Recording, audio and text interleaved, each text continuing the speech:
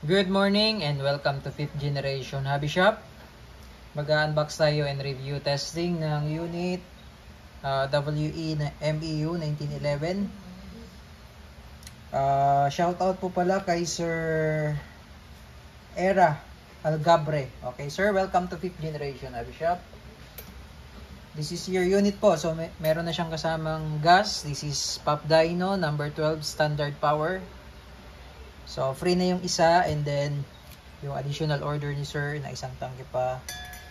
And then, ito sir, pasensya na po, naubusan kami ng 0.23. So, 0.25, mas mabigat po. 3,000 shots. So, bali dalawang pack po nitong 0.25. Okay. And may free na siyang silicone oil.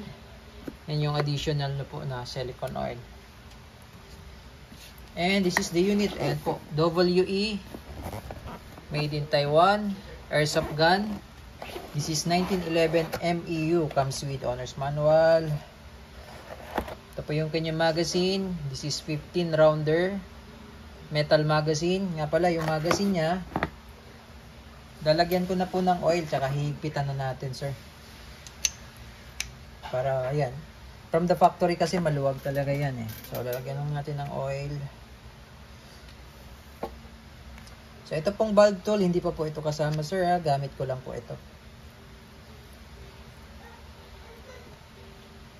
Tamang higpit lang. Okay. Then, yung magazine niya po is 15 rounder capacity po.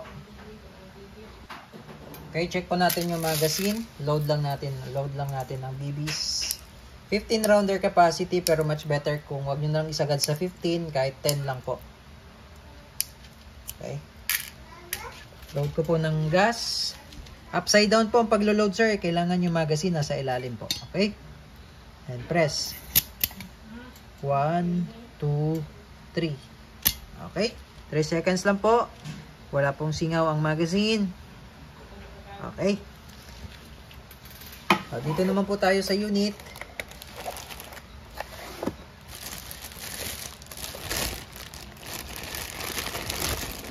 Po ang inyong unit, napakaganda, 1911 MEU wall metal.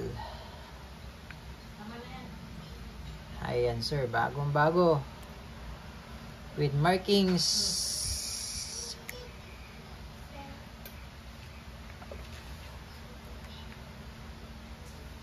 Ayan, full metal po.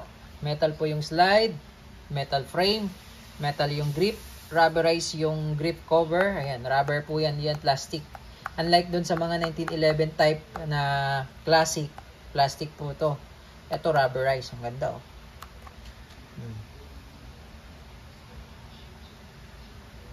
Tapos ambidextrous manual safety, tritium sight with 2 dots on 1 dot on front. Ayan, adjustable siya, elevation. Testing natin safety sir ha. Ayan. Working. Safety off. Okay. So, safety off. So, pag kinalabit ko siya, papalo yung hammer. Pero, pag hindi ko to diniinan, kahit kalabitin ko po, hindi rin siya gagana. Kasi, ito yung parang, ano siya, beaver tail safety. Ito po yung pangalawang safety niya. Okay? Pangalawang safety niya. Okay. So, bukod sa manual safety, safety din niya yan. Okay, 1911 MEU airsoft pistol. Full metal. Okay, ganda niya no. So, testing po natin sir.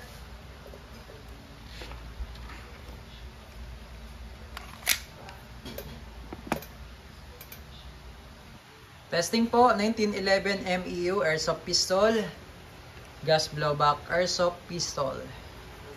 Okay, testing.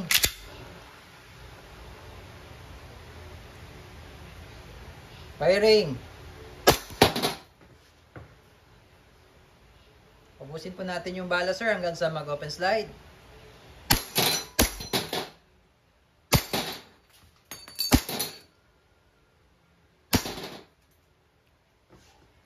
Okay, open slide.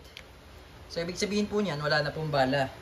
Now, kapag malamig po yung magazine, may tendency pong hindi mag-open slide.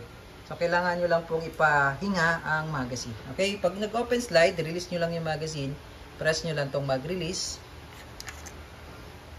And then, para ito po, hindi mapudpud, yung pinagsampahan po nung notch, yan, ito po yung slide stop. Yung pinagsampahan niya po, yung notch na yan, para hindi po mapudpud yan, ang gawin nyo po, tulak nyo bahagya, baba yung slide stop, then, tsaka sa release.